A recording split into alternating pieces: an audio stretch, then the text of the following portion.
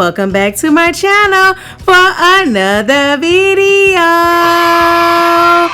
Today, I'm going to show you how to make this meatless chili. You heard me correct, guys. We're doing something new on the channel today. We're going to make this meatless chili. So go ahead, check the description box down below for what I use for this recipe. And let's go ahead and get started. Okay, now let's go ahead and add our olive oil to our preheated large pot. And then once you do that, we are going to saute our vegetables. As you can see here, I kept mine a bit chunky because again, we don't have any meat in this. So I wanted some texture. I did the same thing with the pepper, guys. I added the peppers and the onions and they were all chopped pretty chunky like you see them here. And if you want yours finer, do that. I wanted texture for mine, so I kept mine a bit chunky. I'm adding both the onions and the peppers to the olive oil in the pan that's already been preheated. From there, I am just mixing the vegetables up here because I want all of them to get a little coating of the olive oil because I do not want them to burn. Again, we don't have any real fat in this, just these vegetables. So I added olive oil to them to ensure that, of course, my veggies do not burn. And I'm stirring them here like you see me doing right here. Okay, next up, we're going to add sea salt to our vegetables because we want the vegetable to release some of the water. If you don't do that, you probably have really soupy like vegetables. It's chili, and I really don't prefer that. I like a little juice, but not too much. Anywho, I added the sea salt and stirred it up, and then I added my lid to try to cook them down a little bit, sweat them out a little bit more. After about 5 minutes, I did go ahead and stir it up just to make sure they did not burn. So I'm stirring it up again, and then I will cover it again to let it continue to sweat out some of the water.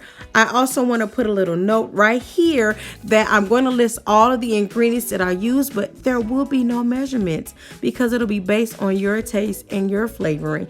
What my family likes, your family may not like. So you're going to make this chili just like you would if you had meat, except you don't have meat. So I'm just showing you and giving you an idea on what I do when we're not eating meat. So again, I let this sit in the pot for about another 5 more minutes, so a total of 10 minutes. I checked it and then I stirred it up like you're going to see me doing here in a moment. You're just stirring it just to make sure nothing is getting stuck to the bottom of your pan because as you know, there's nothing like burnt food or burnt tasty chili, and that's a no for me in my house. So next up, you see I am still stirring it. And now we're going to add what we're here for, which are the beans. There is no chili without beans. So I'm using pinto bean, guys, because that works better with me and my family. A lot of people use kidney beans. I use pinto beans, surprisingly enough. These do not have any flavoring on them because, of course, I'm going to add my own flavoring to the party because that's what I do. So I added 6 cans of organic pinto beans from one of my favorite stores, Whole Foods. I love Whole Foods, guys. I don't know what your favorite store is, but I love their produce. I love their vegetables. I love almost everything. Their seafood, everything's good there, but that's not why we're here. Let's go ahead and add the tomato sauce. Add your tomato sauce to your pot like you see me doing here. After you add your tomato sauce, you're going to go ahead and add your diced tomatoes. These are fire roasted tomatoes because I like a little spice, a little kick in my chili, if you say. So I added 1 large can of the fire roasted tomatoes. And now that we've added our fire roasted tomatoes, let's go ahead and stir everything up from the bottom to the top just to make sure all of it is thoroughly combined. As you can see, that's exactly what I'm doing here, flipping it from the bottom to the top to make sure everything is combined. And now, guys, I stand with the Williams chili seasoning. If you know, you know. So I added the Williams chili seasoning to my chili mix. If you don't like Williams, use whatever you like. That's what I stand by. So that's what I'm using. If you haven't tried it, I encourage you to try it. I love Williams chili seasoning. Well, it's a flavor pack, not really a seasoning. So now I'm stirring that up to make sure all of the chili flavoring is thoroughly combined in my pot of chili. Take it down from the sides and the bottom. Now, because I like spice, I'm adding red pepper flakes. I normally do cayenne pepper. I was out of cayenne pepper, so these red pepper flakes will do. It'll get it done. It'll get the job done. Next up, we're going to go ahead and add the onion powder. Yes. What is chili without onion powder? For me in my house, we stand with the onion powder. So next up, after I add the onion powder, is the garlic powder. I'm adding the garlic powder to the mix like you see me doing right here. Yes, add the garlic powder. Now, because we don't eat sugar like that in my home, we're going to use this Monkfruit sweetener, which is a sugar substitute. Excuse that, a sugar substitute. I added that to the party because I like everything sweet and spicy a little bit.